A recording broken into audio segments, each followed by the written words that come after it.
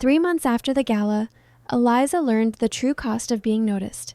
The room was all glass and silence, a one-way mirror, a ticking clock, 10 minutes left, across the glass. Adriano Costello signed a document with the same calm hand that once wiped blood from his cuff. The man who owned half the city's sphere didn't look up, not at her, not at the officers waiting for her answer, "If you testify."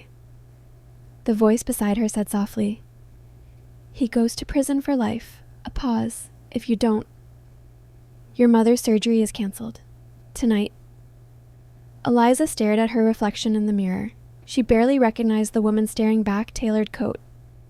Steady eyes. No trace of the waitress who used to disappear between crystal chandeliers. She had entered his world by accident. She had stayed by choice. And now she was being asked to destroy it. The door clicked open. "Time's up," the officer said. Eliza exhaled slowly. Everything had begun the moment the Mafia boss pointed at her and said, "Bring that girl to me." Eliza Brennan let the champagne tray slip from her hands on purpose. The moment stretched longer than it should have, the faint tilt of crystal, the shimmer of golden liquid trembling at the rim, the sharp intake of her own breath.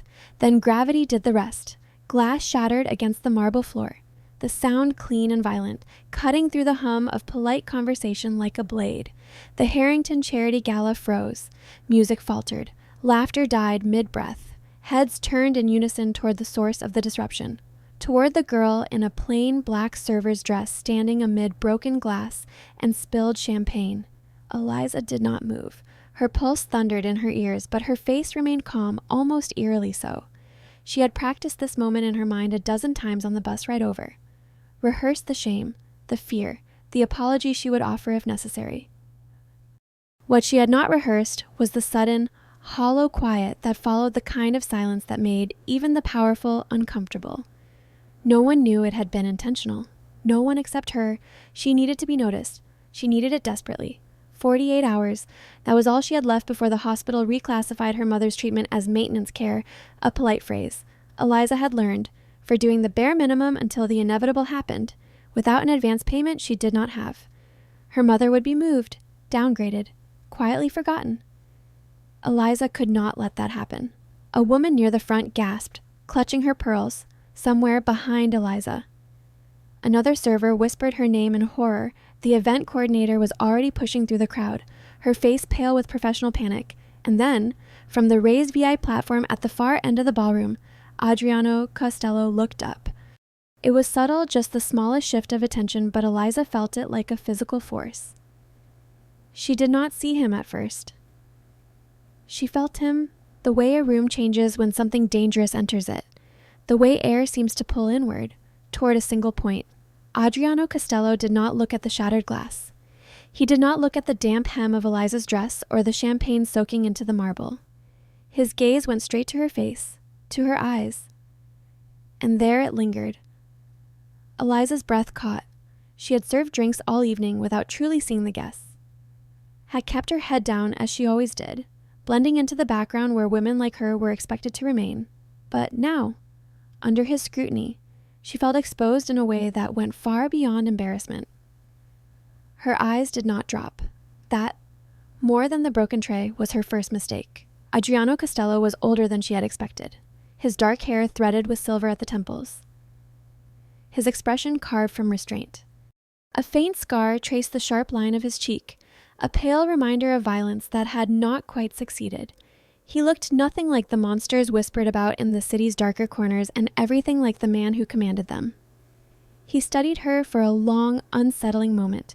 Then he lifted one finger, not raising his voice, not making a scene. "Bring that girl to me." The words carried effortlessly across the ballroom. No one asked why. 2 men in tailored suits moved at once, parting the crowd with quiet authority. The event coordinator halted mid-step, her objections dying before they reached her lips. People turned away, suddenly fascinated by their champagne glasses, their shoes, anything but the girl being summoned. Eliza swallowed. Her legs felt heavy as she stepped forward, carefully avoiding the broken glass. Each step across the marble floor echoed in her chest. She was acutely aware of every eye tracking her movement.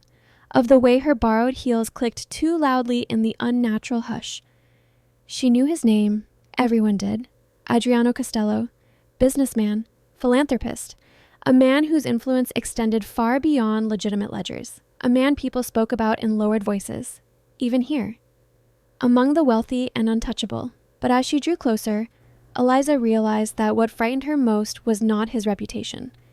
It was the certainty in his gaze. He was not surprised by her. He was not curious in the casual way men often were. He looked at her like someone examining a puzzle they already knew how to solve. "You've been working events long?" he asked. His voice was calm, almost gentle, carrying the faintest trace of an accent she could not place. 3 months. Eliza replied. Her voice did not shake. She took quiet pride in that. He nodded once, as if confirming something to himself. His eyes flicked briefly to her hands, empty now. Fingers curled too tightly together, then returned to her face. "And you need money." It was not phrased as a question. Eliza's breath stalled in her lungs. For a fraction of a second, instinct screamed at her to deny it, to offer a polite lie, to retreat behind the mask she wore every day. That was what safe people did when powerful men spoke. But something in Adriano's expression told her that lying would be useless. She lifted her chin. For the first time in her life, Eliza Brennan told the truth to someone who could destroy her with a word. "My mother is sick," she said quietly. "I need to save her." The admission felt like stepping off a ledge, vulnerable, final, around them. The gala resumed its careful murmur, as if the room itself had decided this moment was private. Adriano did not react immediately. He watched her the way one might watch the horizon before a storm, patient and unblinking. Then, slowly, the corner of his mouth curved not into a smile, but something close to it. "Good," he said. The word startled her. "Then you won't waste an opportunity." Eliza frowned, confusion flickering through the fear. Opportunity for what? Before she could ask, one of the men beside Adriano leaned in, murmuring something low and urgent. Adriano waved him off without looking away from her. "You'll be given a break." Adriano continued, his tone unhurried. "Go to the staff room. Compose yourself." The event coordinator rushed forward, nodding too quickly. "Yes, of course. 15 minutes. We'll handle this." Eliza stood there, stunned. She had expected anger, humiliation, dismissal, not this. As she turned to leave, she felt his gaze follow her across the room, felt it settle between her shoulders like a brand. She did not look back, somehow. She knew that if she did, something irrevocable would happen. In the quiet of the staff corridor, Eliza pressed her palms against the cool wall and let out a shaky breath. Her hands trembled now that no one was watching. She had been noticed. She had succeeded. What she did not yet understand was the price of that success. From the raised platform, Adriano Costello watched her disappear through the side door, his expression unreadable. The girl had not begged. She had not cried. She had met his assessment with honesty and calm where most would have offered excuses. Women like that were rare and dangerous. He reached for his phone, already making calculations, already shifting pieces on a board only he could see. The city was full of people who wanted things from him: power, protection, favor. Eliza Brennan wanted only one thing. That made her valuable. It also made her impossible to let go. She did not know it yet, but in the moment the champagne shattered and she lifted her eyes to his. Eliza had crossed an invisible line. From this point on, she would be watched, measured, tested, marked. If this story touched your heart, follow the channel to enjoy many more heart-stirring stories every week. The rooftop balcony was strangely still, insulated from the noise of the gala below as if it belonged to another world entirely. The city stretched out beneath them, a lattice of lights and shadows, distant sirens swallowed by height and wealth. Eliza stepped outside because she had been told to, because refusing had not felt like an option. She stood near the railing, the cool stone pressing faintly into her palms, and waited. Adriano Costello joined her without sound. He did not stand beside her. He stood behind her, close enough that she could sense the heat of his presence, far enough that there was no touch to object to. It was a deliberate distance, one that allowed him control without accusation. Eliza became acutely aware of her breathing, of the slow rise and fall of her chest, of how easily that space between them could disappear if he chose.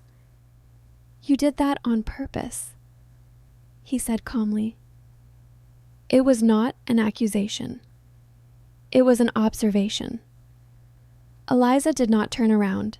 The city lights blurred as her vision sharpened inward. She had rehearsed denial, prepared explanations that framed the accident as clumsiness or exhaustion, but the words dissolved on her tongue, lying now felt pointless. He had not brought her here to be lied to. Yes, she said. The admission hung in the air, fragile and dangerous. Adriano said nothing at first. She wondered if he was angry, amused, disappointed. Silence stretched, heavy but not cruel. "I don't need loyal people," he said at last. "Loyalty is cheap. Anyone can pretend to have it when they're comfortable." Liza's fingers curled against the stone railing. She turned slowly, forcing herself to meet his gaze. Up close, his eyes were darker than she had expected, almost black, reflecting the city in fractured points of light. "I need people with something to lose," he continued. "Because those people think before they act," she swallowed. "You think I'm reckless. I think you're desperate," Adriano replied, "and desperation makes people honest."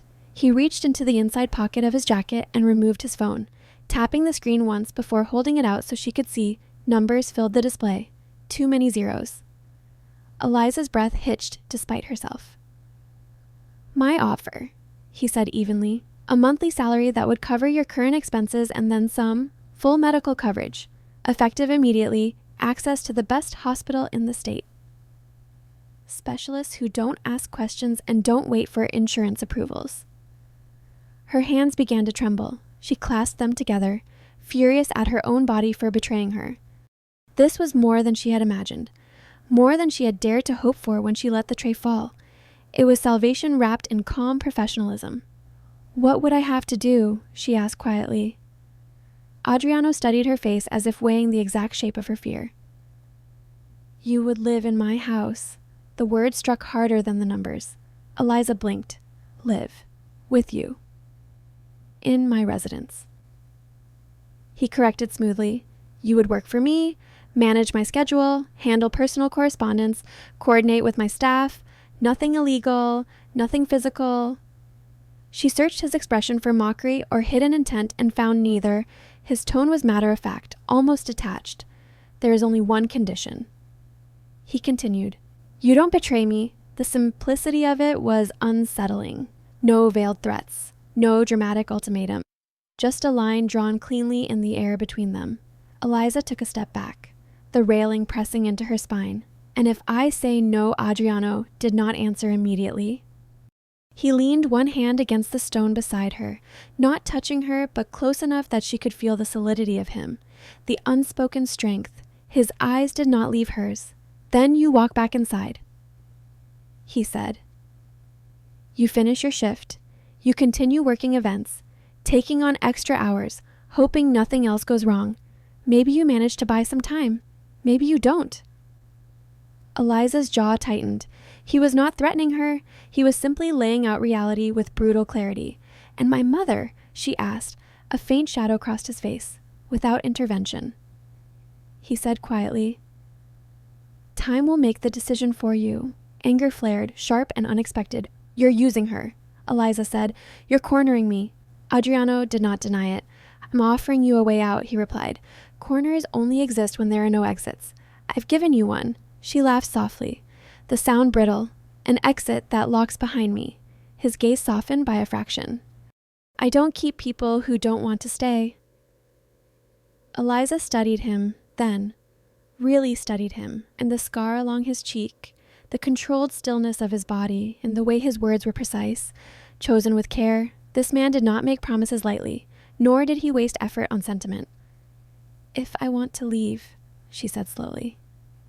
"You'd let me go?" "Yes," Adriano answered, but his eyes told a different story. They held certainty, expectation, as if the decision had already been made and they were merely discussing the timing. Eliza turned away, staring out at the city, somewhere down there. in a hospital room that smelled of antiseptic and quiet despair. Her mother slept unaware of the bargain being negotiated above her.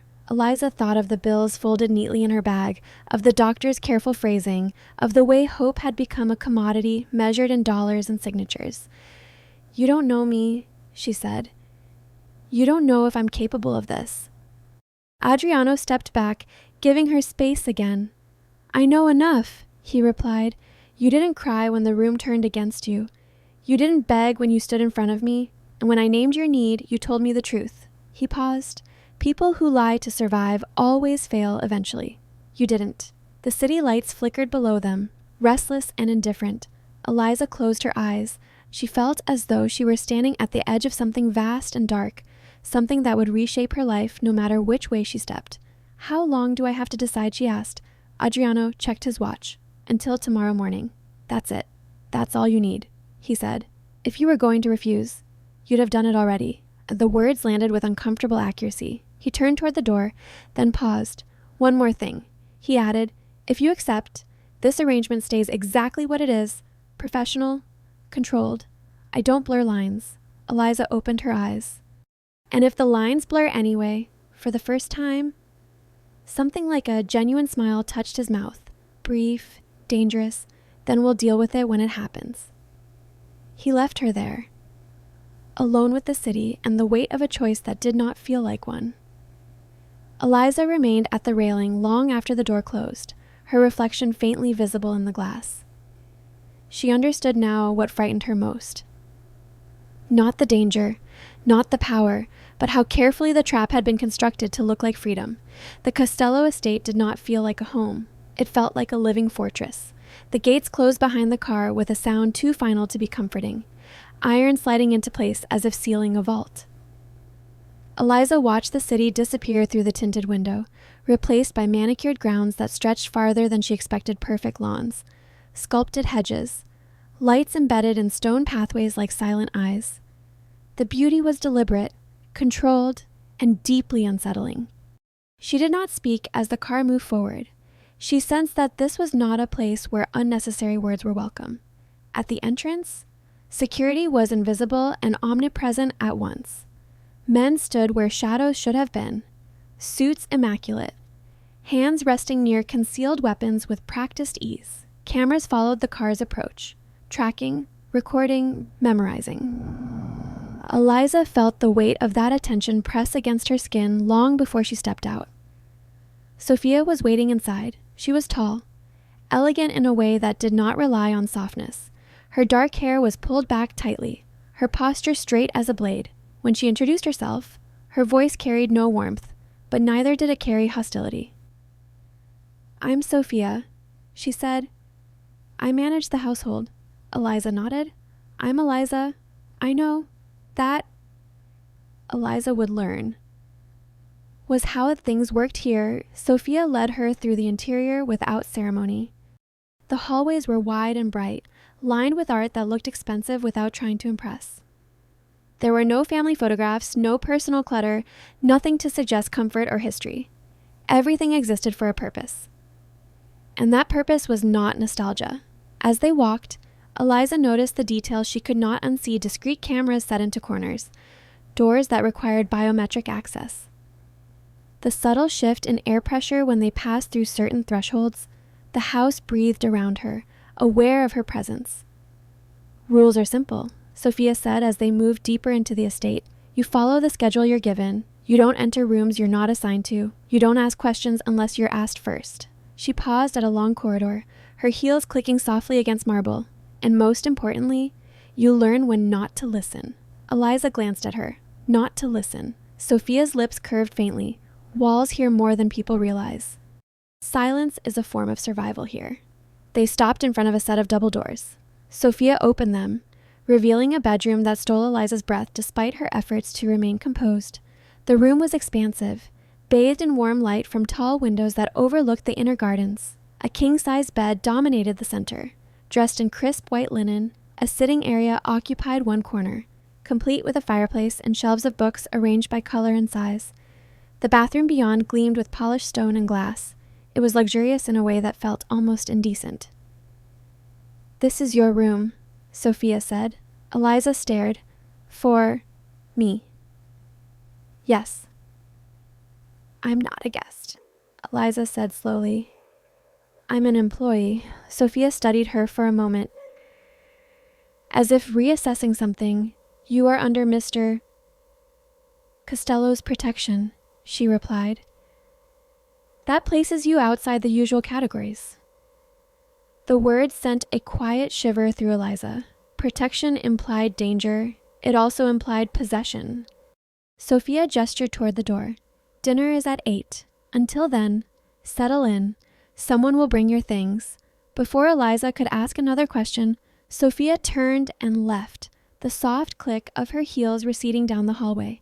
The door closed behind her with a muted sound. Eliza stood alone in the center of the room, suddenly unsure of where to put her hands. She set her bag down carefully, as if afraid the room might reject it.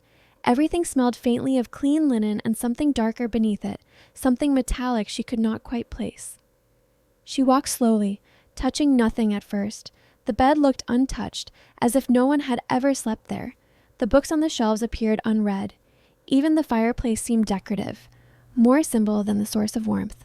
This room was not meant to be lived in. It was meant to impress, to remind. Eliza moved toward the windows, peering out at the gardens below. From this height, the hedges formed precise patterns, paths curving in ways that felt intentional rather than organic. She wondered how long it would take to get lost down there, whether there were cameras hidden among the leaves as well. Her phone vibrated in her pocket, a message from the hospital. Her mother was stable for now. Relief washed over her, sharp and dizzying. She sank onto the edge of the bed, pressing her fingers into the mattress until her knuckles whitened. This was real. The offer, the house, the safety she had been granted so suddenly, it still felt unreal. And yet, beneath the relief, something else stirred. Unease, a quiet sense of being observed. As evening approached, staff moved through the halls with silent efficiency. Someone knocked once and delivered her suitcase, already unpacked with care that bordered on invasive. Her clothes had been arranged in the closet, her shoes lined neatly beneath.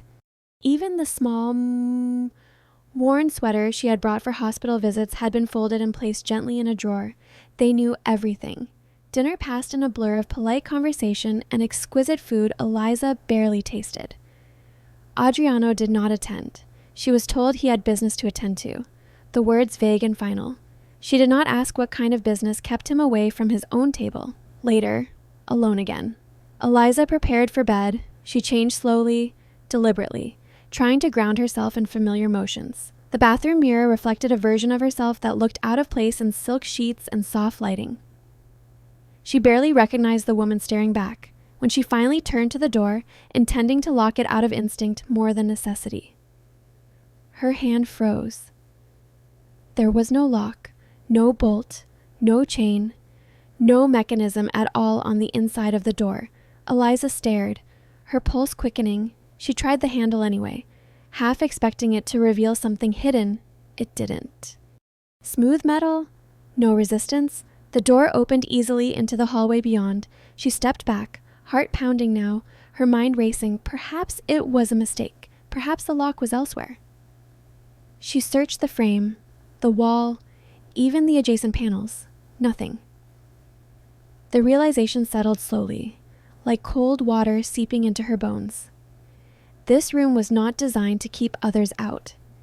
It was designed to keep her in. Eliza closed the door and leaned her forehead against it, breathing carefully until the panic subsided.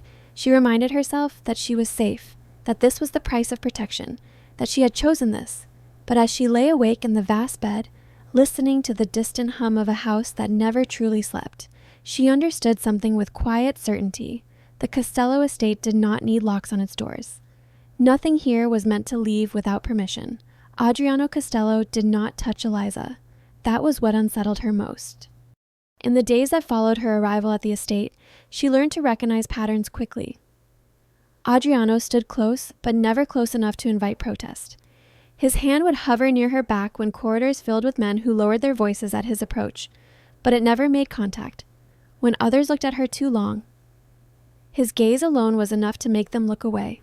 Protection, she realized, did not always announce itself loudly. Sometimes it arrived as restraint. He gave her work immediately, not busy work, not symbolic gestures meant to justify her presence, but tasks that placed her quietly at the center of his daily life. She organized schedules, filtered correspondence, coordinated meetings whose details were intentionally vague. Names were often replaced with initials. Locations were discussed in code. She was trusted with logistics, not explanations. It was another boundary clear, invisible, and firmly enforced. Eliza noticed how the staff treated her differently from the beginning. Some avoided her entirely. Others watched her with open curiosity, measuring her value the way people did in hierarchies built on fear rather than merit. A few tested her, dropping remarks that sounded harmless but were edged with threat. One afternoon, a man she had never seen before leaned too close as she handed him a folder, his voice low and amused. "Careful," he said. "People disappear here for less." Before Eliza could respond, Adriano's voice cut through the room. "That will be all." The man stiffened, color draining from his face. He muttered an apology and left without another word. Adriano did not raise his voice. He did not look angry, but the room shifted around him, tension snapping into place like a drawn wire. When they were alone again, Eliza waited for an explanation that never came. "You didn't need to do that," she said finally. "Yes, I did," Adriano replied. "You don't correct behavior with mercy. You correct it with clarity." She studied his profile, the sharp line of his jaw, the way his attention had already moved on. Was that clarity for him? She asked. Or for me? He looked at her then, really looked at her, for anyone who was watching, that night. Eliza couldn't sleep. She lay awake listening to the distant rhythms of the estate, the low hum of generators, the soft footsteps of guards on patrol, the occasional murmur of voices carried through walls designed to conceal more than they revealed. The house was never silent. It was alert, breathing around her like a watchful animal. Sometime after midnight, a sound broke through the monotony. A sharp crack echoed from the direction of the woods beyond the gardens. Eliza sat up instantly, heart pounding. Another sound followed, fainter, but unmistakable. A gunshot. She moved to the window, careful not to turn on the lights. From her vantage point, the forest was a dark mass beyond the sculpted grounds, trees rising like silhouettes against the night sky. There was no movement she could see, no flash of light, no sign that anything had occurred at all. And yet, she knew. She stood there for a long time, frozen between curiosity and fear, until the silence resumed as if nothing had happened. No alarm sounded, no shouting followed. The estate did not react. The next morning, sunlight poured into the gardens with deceptive warmth. Eliza dressed quickly and went downstairs, her nerves taut. As she crossed the terrace, she stopped short, where the hedges met the edge of the forest. New flower beds had appeared overnight, fresh soil, bright blooms arranged in careful patterns. The scent of earth hung heavy in the air, unmistakable and raw. No one commented on it. Staff moved as they always did. Conversations remained light, focused on schedules and weather and trivial logistics. Eliza searched faces for some sign of acknowledgement, some hint that she was not the only one who had heard the shots, but found nothing. At breakfast, Adriano joined her for the first time since her arrival. He sat across from her, impeccably dressed, his demeanor unhurried. The table between them was set with more food than either of them would eat. For a moment, they spoke of neutral things in meetings, travel, the upcoming week. The normalcy felt almost obscene. Eliza could not hold her silence any longer. "There are new flowers by the forest," she said carefully. Adriano lifted his gaze to hers, expression unchanged. "Yes." "They weren't there yesterday." "No." She hesitated, then forced the words out. "I heard something last night." The air shifted. Adriano set his fork down with deliberate precision. He did not look surprised. He did not look angry. He looked resolved. "You don't need to know," he said. The simplicity of the statement was chilling. Eliza's chest tightened. Someone was hurt. Yes. Killed. He met her eyes steadily. "That's enough." She inhaled sharply, a flicker of anger cutting through her fear. "You can't expect me to live here and pretend none of this exists. I expect you to live here because it exists," Adriano replied calmly. This world doesn't function on explanations. It functions on boundaries. And the flowers, she asked, are they a boundary too? A faint pause. Then, they're a reminder. Eliza pushed back her chair slightly. Appetite gone. Of what? That things buried improperly tend to resurface, and the words settled heavily between them. She realized then that this was not a warning meant to frighten her. It was information, offered without comfort. Later that afternoon, Eliza retreated to the library, needing distance from the immaculate calm of shared spaces. She sank into a chair by the window, wrapping her arms around herself. The estate was beautiful, efficient, safe in ways the outside world had never been for her. And yet, it was built on violence so seamlessly integrated that it barely left a trace. Adriano found her there as dusk fell. He did not announce himself. He never did. One moment she was alone. The next, his presence filled the room, quiet and commanding. "You're thinking of leaving," he said. It was not a question. Eliza looked up at him, startled. "No," she said, then paused. "I'm thinking of what staying means." He considered her words, his expression thoughtful. "It means silence." He said, "It means trust. It means understanding that some truths are heavier than you can carry. And if I don't want that," she asked, "then you won't last." Adriano replied simply, and the honesty stung more than cruelty ever could. She rose to her feet, standing close enough now that she could smell the faint trace of cologne and something darker beneath it, gun oil, perhaps, or smoke. "You're asking me to care," she said softly. "But only on your terms." He did not deny it. "Care is a liability." He said, "I minimize liabilities." "And yet," Eliza murmured, "you protect me." His eyes darkened. "Protection is control," he said. "Don't confuse it with kindness." She searched his face for some sign that he was pushing her away deliberately, that this was a test she was meant to fail. Instead, she found something more dangerous: restraint. Adriano stepped back, reestablishing the distance he never crossed. "You're here because you chose to be," he said. "You'll stay because you choose to remain silent." As he left the library, Eliza sank back into her chair, her thoughts tangled and heavy. She understood now what had been forming at the edges of her awareness since the first night. In this world, affection was not proven through touch or promises. It was proven through what was left unsaid, what was buried beneath new flowers, what was protected by a single sentence spoken without explanation. "You don't need to know." And Eliza realized, with a clarity that frightened her, that the most dangerous line she could cross was not one of action, but of curiosity. The cut was insignificant.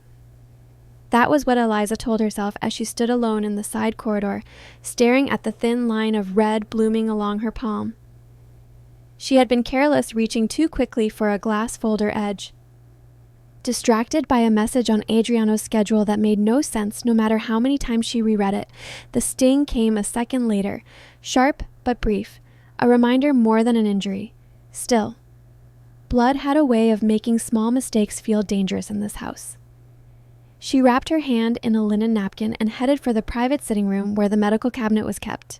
The estate had one in every wing, stocked as meticulously as everything else. Eliza pushed the door open with her shoulder and stopped. Adriano was already inside. He stood by the window, jacket off, sleeves rolled neatly to his forearms, phone pressed to his ear. He glanced at her instinctively, the way he always did.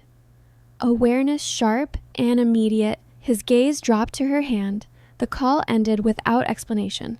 "What happened?" he asked. "It's nothing," Eliza replied. Automatically, she held up her hand as proof. "Just a cut." Adriano crossed the room in 2 measured strides and took her wrist. The contact was so sudden, so unexpected, that Eliza froze. His fingers closed around her arm with careful pressure, firm enough to steady her, gentle enough not to hurt. Heat flared where his skin met hers, a sensation that traveled upward far too quickly.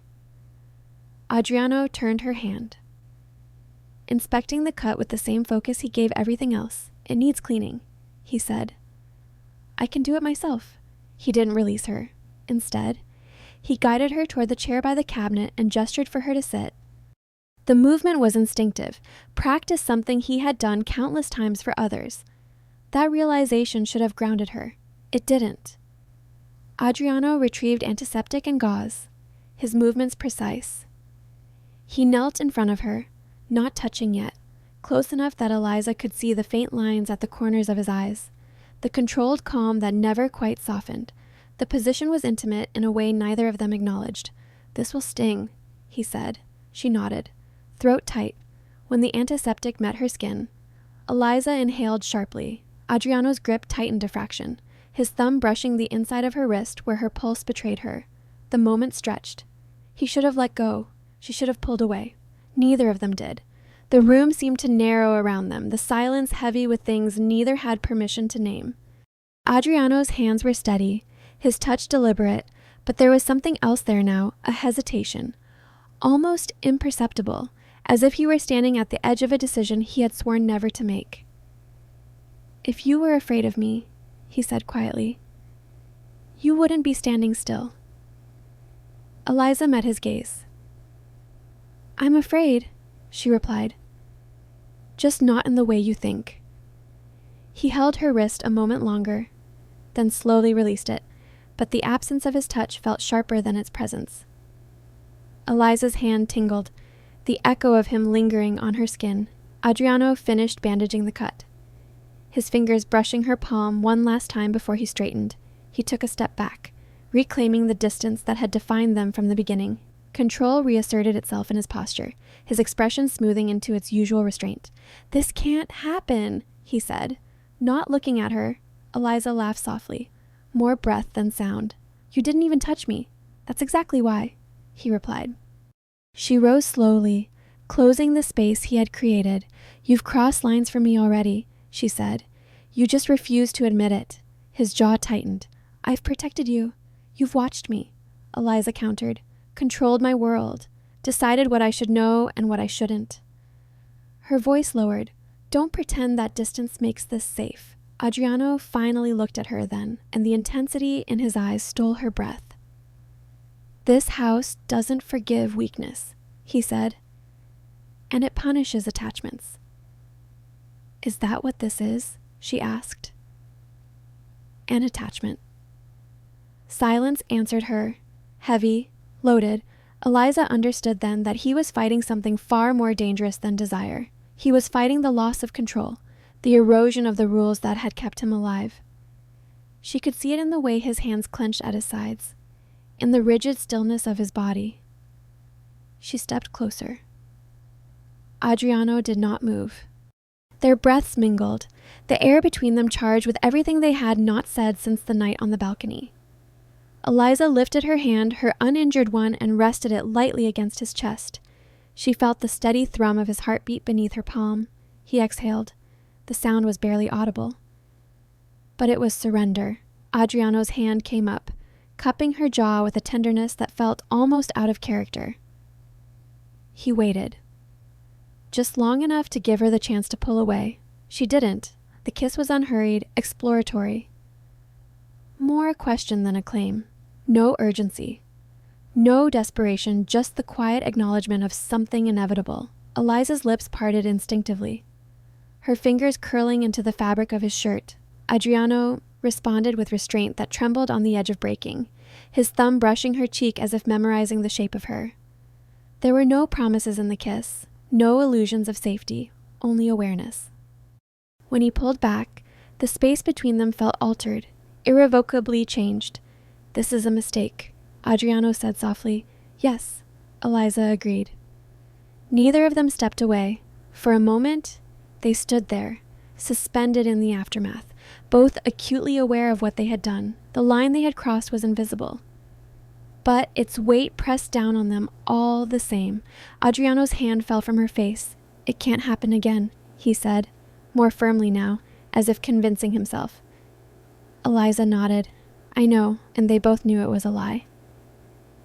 As she left the room, her heart racing, Eliza understood the truth she had been circling since the beginning. This was no longer about protection or survival. It was about choice and the dangerous freedom of wanting something you knew could destroy you. Behind her, Adriano remained where he was, staring at the door long after it closed. He had built his world on discipline, on lines drawn so carefully they might as well have been law. And now, with a single, accidental touch, he had allowed one of those lines to blur, for both of them. There would be consequences. Eliza did not learn Antonio's name all at once.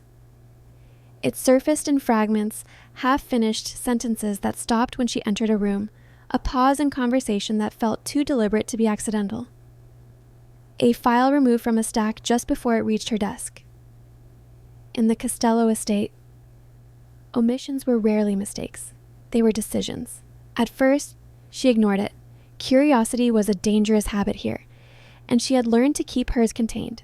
But after the kiss, after the fragile, unspoken shift between her and Adriano, everything felt sharper, more exposed. She began to notice patterns she had previously dismissed. Antonio had once occupied her position, not officially, perhaps, but close enough. The realization came one afternoon in the archive room, where records were kept under lock and code rather than names. Eliza was sorting through correspondence when she found a calendar entry dated nearly a year back, marked with a single initial. The handwriting was Adriano's, precise, controlled. The notation beside it was brief, handled. Her chest tightened. That evening, she asked Sophia, and they were alone in the kitchen, the staff long gone, the estate unusually quiet. Sophia moved with practiced efficiency, preparing tea neither of them had requested. When Eliza spoke Antonio's name, Sophia's hands stilled for just a moment. "You shouldn't go looking for ghosts," Sophia said calmly. "I'm not," Eliza replied. "I'm trying to understand the living." Sophia studied her. Expression unreadable. Antonio was Mr. Costello's former personal assistant. Trusted, intelligent, a pause, ambitious. And then Eliza asked, and then he made a choice. Sophia said, one he couldn't undo. That was all she would say. Eliza did not ask again, but the seed had been planted. Days later, Adriano found her in the study, reviewing contracts in silence. The space between them still carried the echo of what had happened, unacknowledged but impossible to erase. He moved behind her desk, glancing at the documents with cursory interest before his attention settled on her face. "You're distracted," he said. Eliza closed the folder. Who was Antonio? The question landed between them without warning. Adriano did not react immediately. No flash of anger, no surprise, just a subtle stillness, the kind that preceded difficult truths. He took a seat across from her, folding his hands neatly on the desk. "My former assistant," he said. "You trusted him." Eliza pressed. "Yes." "And he betrayed you." Adriano's gaze sharpened, but he did not deny it. He sold information, names, locations. His voice was even, devoid of emotion. He believed distance would protect him. Eliza's throat tightened. "Did you kill him, for the first time since she had known him?" Adriano hesitated. "No," he said. Relief washed through her, immediate and almost dizzying. She exhaled without realizing she had been holding her breath. Some part of her had needed that answer more than she was willing to admit. Adriano watched the relief cross her face. "I let him live," he continued. The calm in his voice unsettled her more than anger would have. "But," he added, after a measured pause, "he will never return to the life he had." Eliza frowned. What does that mean? It meant something terrible. She could hear it in the careful precision of his words. It means he wakes up every day in a place he doesn't recognize, under a name that isn't his. Adriano said, "It means he will never contact anyone he once loved, never use his own voice without fear, never stop looking over his shoulder." Eliza's hands curled slowly in her lap. "So he's..." imprisoned. No. Adriano corrected gently. He's alive. The distinction felt razor thin. You took everything from him, she said quietly. I took what he endangered. Adriano replied, my people, my operation. His gaze held hers, unflinching, and eventually, you. The words struck deeper than she expected. You think he would have hurt me? Eliza said, I know he would have used you. Adriano said, there's a difference. Silence settled over the room. Eliza tried to reconcile the man sitting across from her with the tenderness she had felt in his touch days earlier, with the restraint he had shown, the way he had stepped back when everything in him seemed poised to step forward. You're telling me this to warn me, she said slowly. I'm telling you this so you understand. Adriano replied, survival in my world isn't about innocence. It's about consequences. And if I betrayed you, Eliza asked, the question escaping before she could stop it. Adriano's expression did not change, but something in his eyes darkened. You won't. That's not an answer. He leaned back slightly.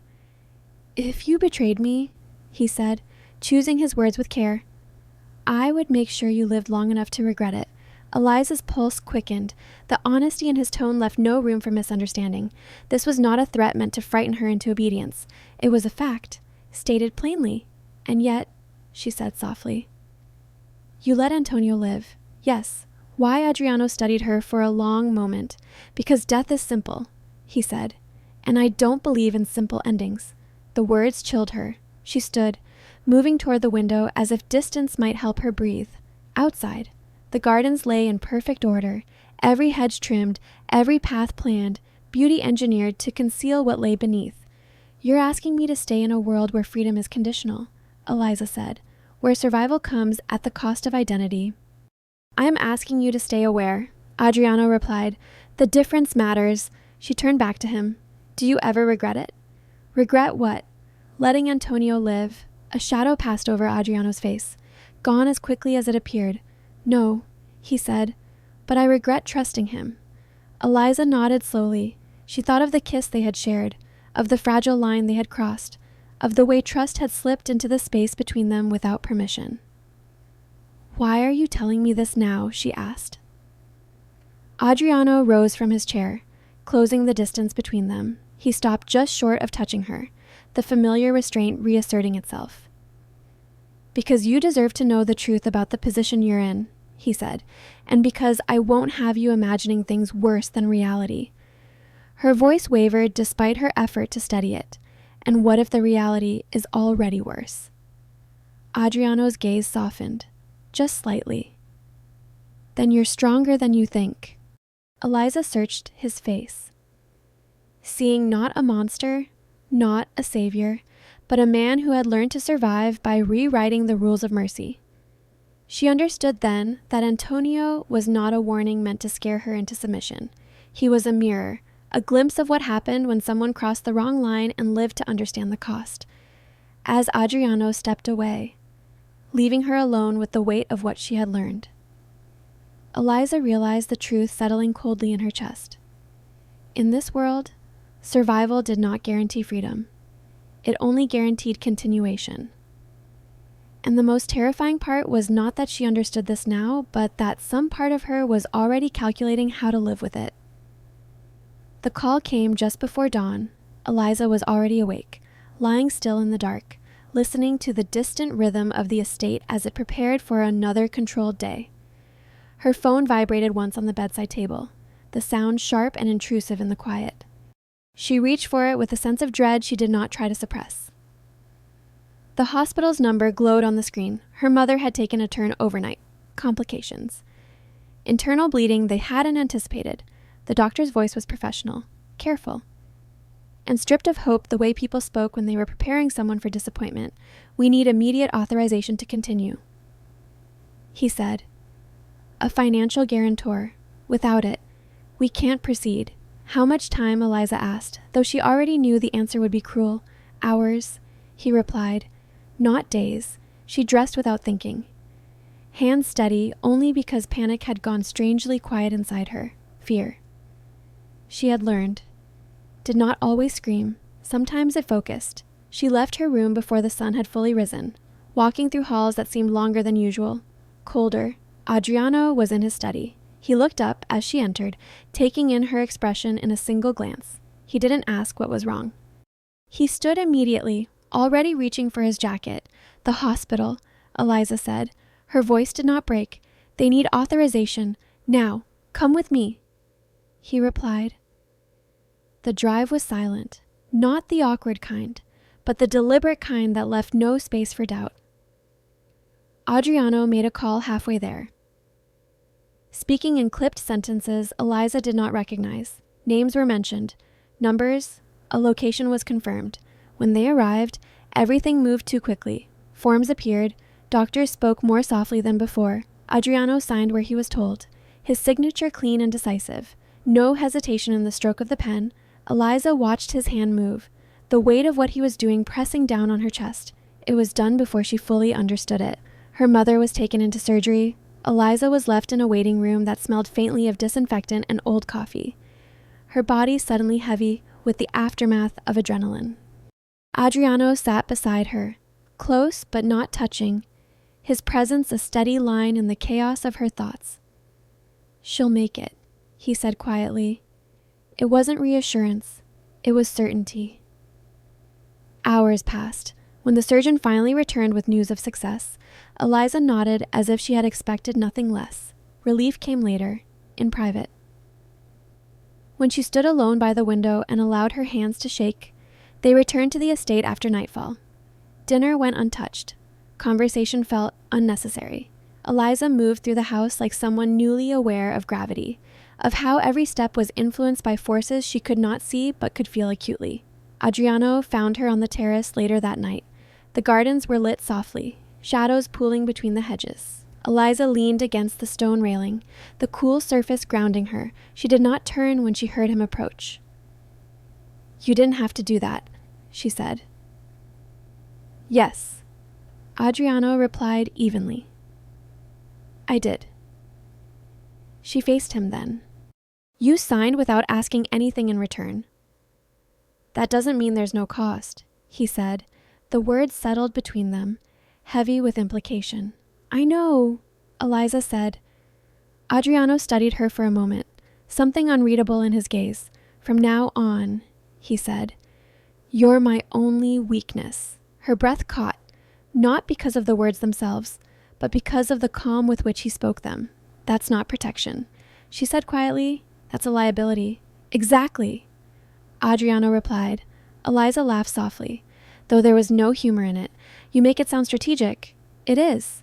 She stepped closer, stopping just short of the familiar line he rarely crossed. "You're telling me this because you trust me," she said, "or because you want me to understand what I've become to you?" "Both," he answered. The honesty unsettled her more than any threat could have. "You've turned my mother into leverage," Eliza said, the accusation slipping out despite her effort to keep it contained. Adriano did not flinch. "I turned your fear into certainty." He said, "The leverage existed long before I touched it. That doesn't make it right." "No," he agreed. "It makes it real." Silence followed, thick and uncomfortable. Eliza looked away, out toward the darkened edge of the gardens, where beauty masked danger as it always did here. "You saved her," she said finally. "I'll never forget that. I don't want gratitude." Adriano replied, "I want clarity." "And what does clarity look like to you?" she asked. "It means you understand that I will protect what's mine." He said, "And I won't apologize for it." The words "what's mine" echoed louder than anything else he had said. Eliza turned back to him. "You don't own me." "No," Adriano said calmly, "but I'm responsible for you now." "That's worse," she murmured. His gaze softened, just slightly. "Responsibility is the most dangerous kind of attachment," he said, "because it doesn't ask permission." She searched his face, seeing the man who had signed away a fortune without blinking, who had built an empire on control and restraint. She saw the truth he had offered her without disguise. "You've bound me to you," Eliza said. "Yes," Adriano replied. And you've bound yourself to me. A pause, then, yes. The admission was quiet, but it carried weight. Eliza felt it settle inside her, heavy and inescapable. She understood now that this was the real bargain. Far more binding than any contract or spoken agreement, her mother's life had been saved, and in exchange, something else had been claimed. Eliza stepped back, needing space to breathe. You should be careful, she said softly. Weakness has a way of being exploited. Adriano's eyes never left hers. I know, he said. I've built my life avoiding it, and yet, Eliza replied, here we are. For a moment, something like a smile touched his mouth. Brief, almost regretful. Yes, he said. Here we are. As he turned to leave her alone with the night, Eliza remained at the railing, her thoughts tangled and restless. She felt gratitude and fear in equal measure. Relief braided tightly with a sense of entrapment she could no longer ignore. She had gained security, stability, time, but she had also become something else entirely. In this world, she realized, a weakness was never just a flaw. It was a handle, a way to be held, pulled, controlled, and Eliza understood, with painful clarity, that the same thing that had saved her mother now tethered her to Adriano more securely than any locked door ever could. The lever had been set. All that remained was to see who would pull it first. The knock came just after noon.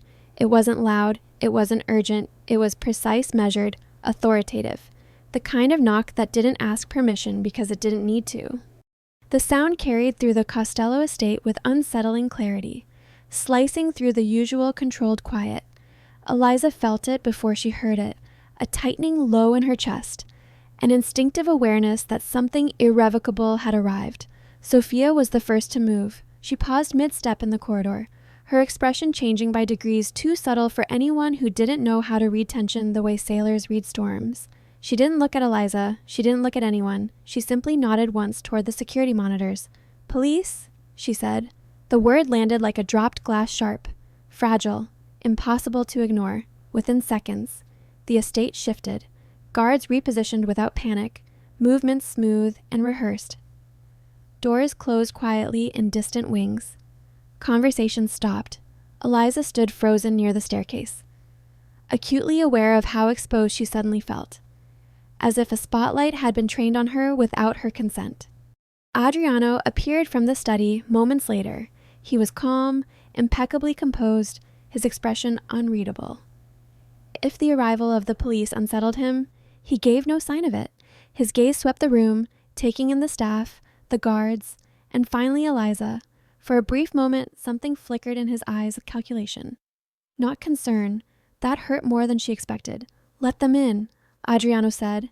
The front doors opened. 2 uniformed officers stepped inside, followed by a third in plain clothes. The man in the suit carried himself differently, less rigid, more deliberate. His eyes moved constantly, cataloging faces, exits, reactions. We have a warrant, he said, holding it out. Adriano took it, glanced at it once, and handed it to Sophia without comment. What is this about? He asked calmly. We received information regarding illegal financial transfers, the detective replied. From a source inside this residence? The room seemed to contract. Eliza felt every head turn, felt the collective weight of suspicion shift and settle on her. She was the newest, the outsider, the one with the most to lose. Her breath caught. That's not...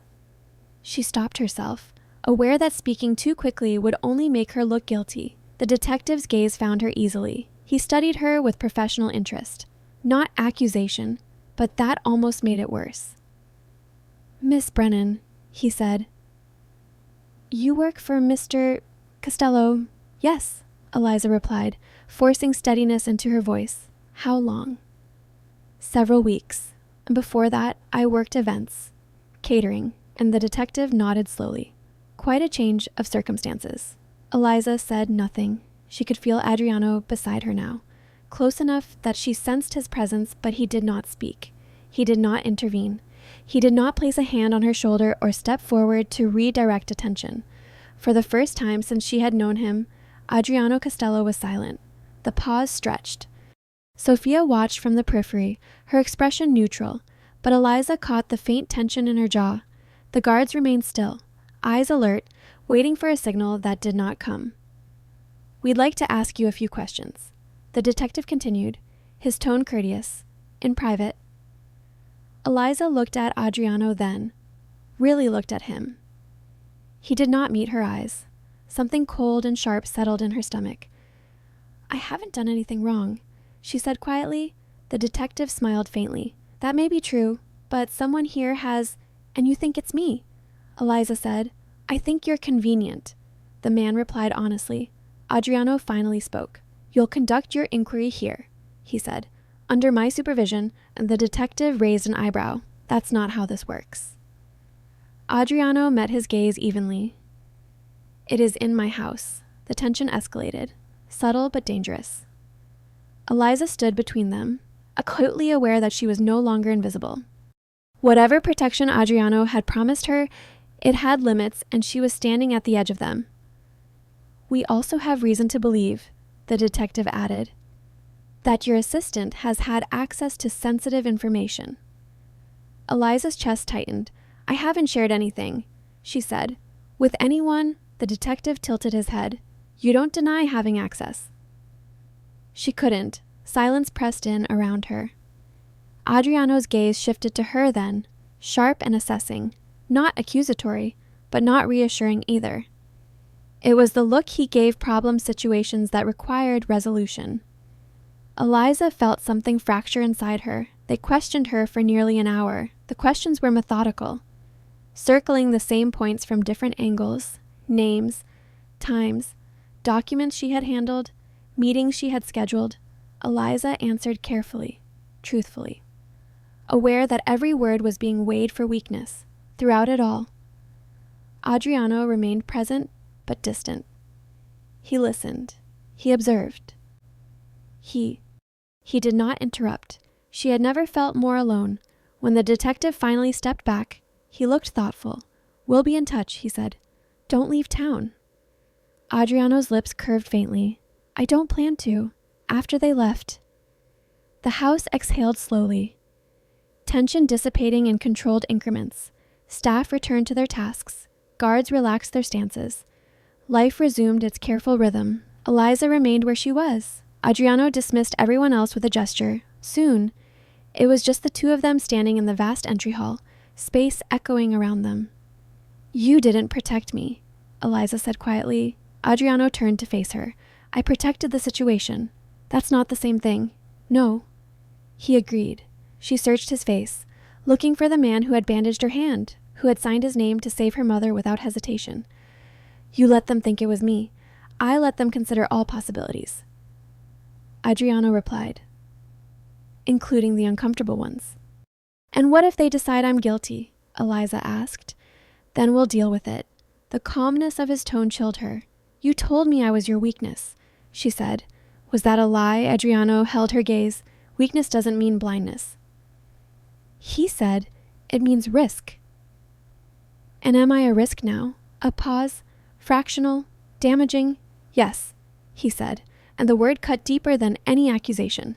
Eliza took a step back, as if struck. "So that's it," she said softly. All it took was a knock on the door. "You're still here," Adriano replied. "That should tell you something." "It tells me," Eliza said, her voice steady despite the tremor beneath it, "that in your world, trust only lasts until it's inconvenient." Adriano's expression hardened. "Trust lasts until it's tested." She laughed quietly, bitterly. "And you failed?" The silence that followed was heavy, charged with everything they could no longer pretend wasn't there. Eliza realized then that the betrayal had already happened regardless of who had spoken to the police. Adriano had chosen control over her. And in doing so, he had crossed a line she wasn't sure could be uncrossed. As she turned and walked away, leaving him alone in the echoing hall, Eliza understood the cruel irony of it all. In a house with no locked doors, she had never felt more confined. And for the first time since she had arrived, she wondered not if she could survive here, but whether she still wanted to. The interrogation room was smaller than Eliza had imagined. White walls, a metal table bolted to the floor, a single chair facing a mirror that was not a mirror at all. The air smelled faintly of disinfectant and old paper. A scent meant to erase individuality, to reduce people to statements and signatures. Eliza sat with her hands folded in her lap, spine straight, eyes steady, across the glass. She knew. They were watching. A man and a woman entered the room without ceremony. The detective from the estate stood behind them, arms crossed, expression unreadable. The woman placed a recorder on the table and pressed a button. A soft click filled the room. "State your name," she said. "Eliza Brennan. You understand why you're here?" "Yes." They exchanged a glance. The man leaned forward slightly. "We believe Mr. Costello has been involved in financial crimes for years. Money laundering, coercion, obstruction." He paused. "We also believe you can confirm this." Eliza did not respond immediately. She watched the red light on the recorder, steady and unforgiving. "If you cooperate," the woman continued, "we can offer protection, a relocation program. Your mother's medical care will continue without interruption." The words slid neatly into place, rehearsed and calculated. Eliza felt the familiar tightening in her chest, the old instinct to reach for Adriano's certainty, his control. But he was not here, in this room. She was alone. "And if I don't?" Eliza asked, and the detective stepped forward. "Then we proceed without you," he said. "Your mother's situation becomes complicated." There it was. Not a threat, not quite, just reality, sharpened to a blade. Eliza closed her eyes briefly. 2 lives, 1 sentence. She saw her mother as she had been that morning, pale but breathing, her hand warm in Eliza's. She saw Adriano standing in the entry hall, silent as suspicion settled on her, choosing strategy over reassurance. If she chose Adriano, the hospital would stop calling, the doctors would lower their voices again, and the bills would pile up, unpaid, unforgiving. Her mother would fade quietly, politely, the way people without leverage always did.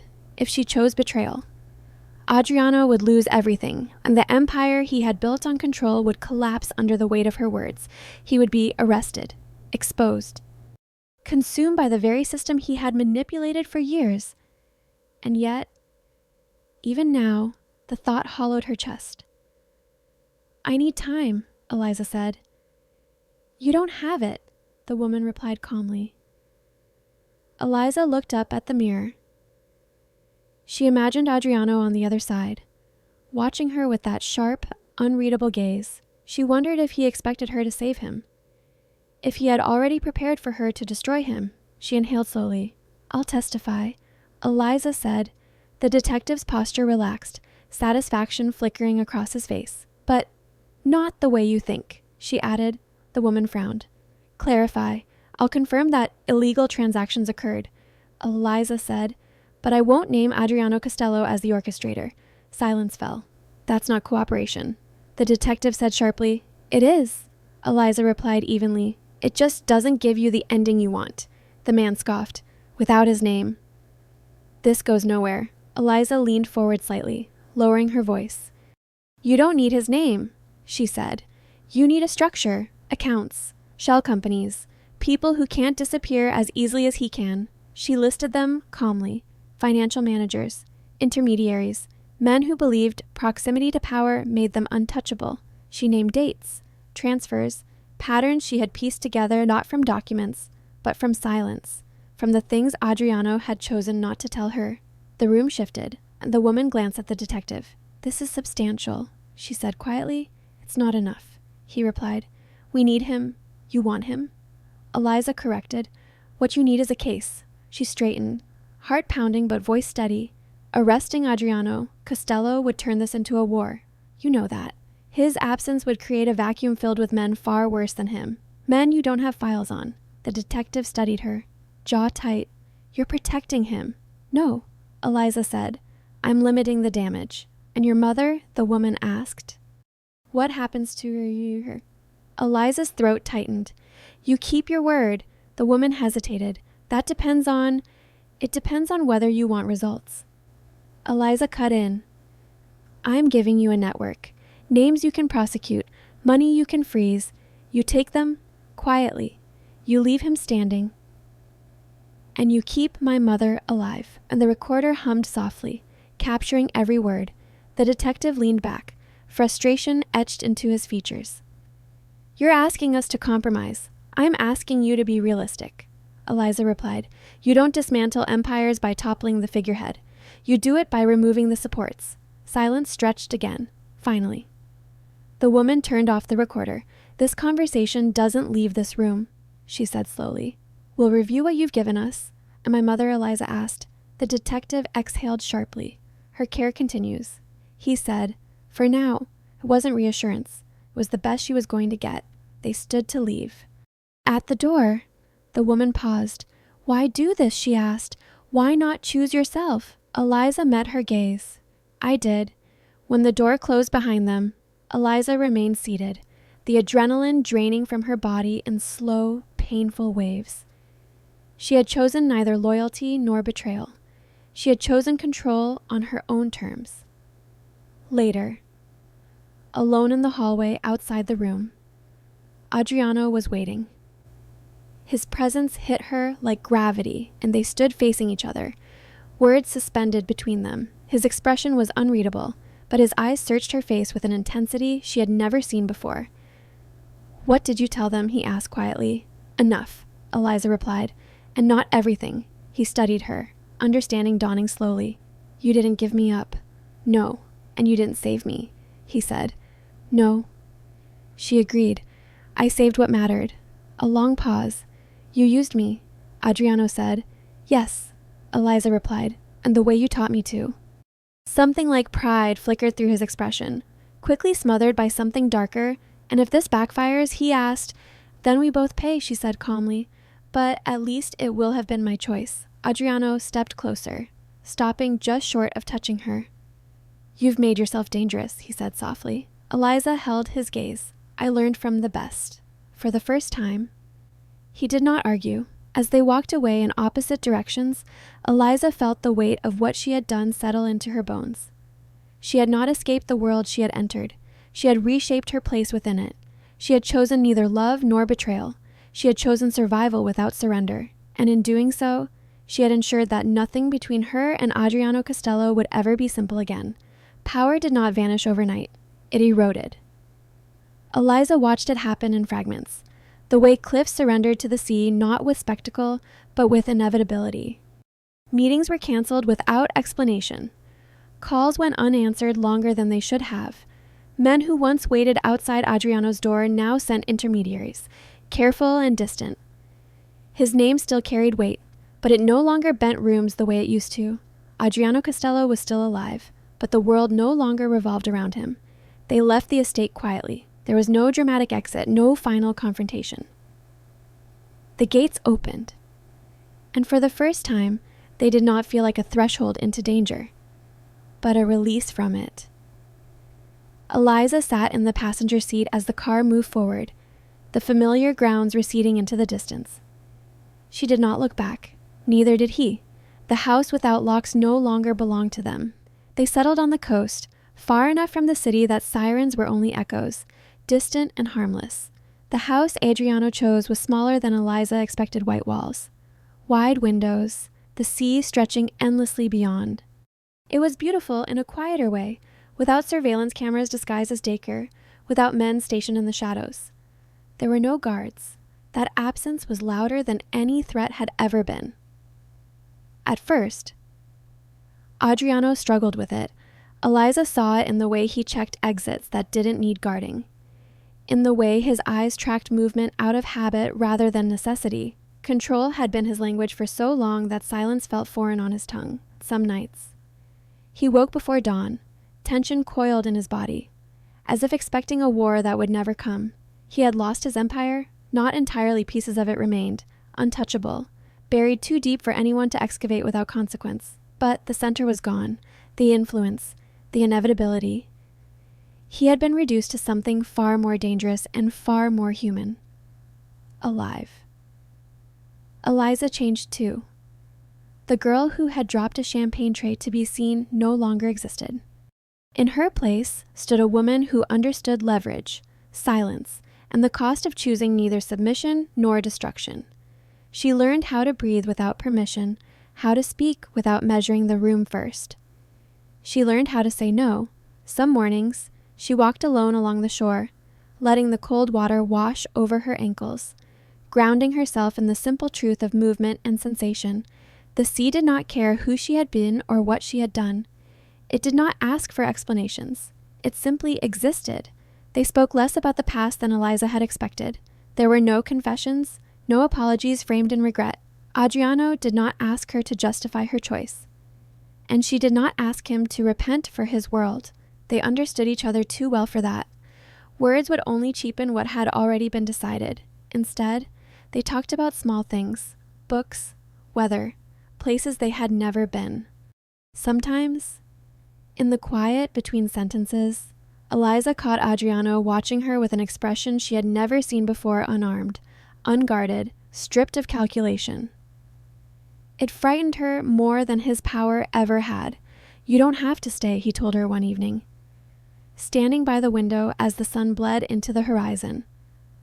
Not out of obligation, not out of fear. Eliza leaned against the doorframe, studying him. "You've said that before, and you didn't believe me. I believe you now," she replied. "That doesn't change my answer." Adriano turned to her slowly.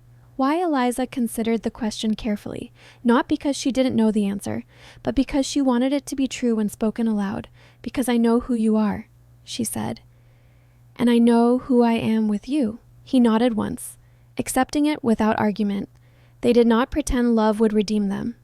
Love did not erase what Adriano had done, or what Eliza had allowed herself to become. It did not soften the memories or rewrite the past into something easier to carry. What it offered instead was clarity, a mutual understanding forged not in innocence, but in survival. Some nights, when the wind was strong and the house creaked in response, Eliza lay awake listening to Adriano breathe beside her. She thought of the interrogation room, the mirrored glass, the choice she had made that changed everything. She had not saved him. She had not destroyed him. She had stayed. That, she realized, was the most dangerous choice of all. Adriano knew it too. One evening, as they sat on the terrace with nothing but the sound of waves below them, he spoke without looking at her. "If I had met you earlier," he said, "this story would have ended differently." "Yes," Eliza replied softly. "One of us wouldn't be here." A pause. "Do you regret it?" he asked. She turned to him, really looking this time not at the man he had been, but at the one he was becoming. "No," she said. "I regret who I had to stop being." Adriano reached for her hand then, his grip steady, unpossessive. The touch carried no claim, no warning, just presence. They did not build a future on promises. They built it on awareness of the cost, of the fragility, of the fact that what they shared existed not because it was safe, but because they chose it anyway. In the end, there was no perfect ending, no absolution, no triumph, only two people stepping out of the dark, carrying their scars openly, understanding that love was not a reward for surviving the fire, but the reason they had walked through it and lived, and that was enough.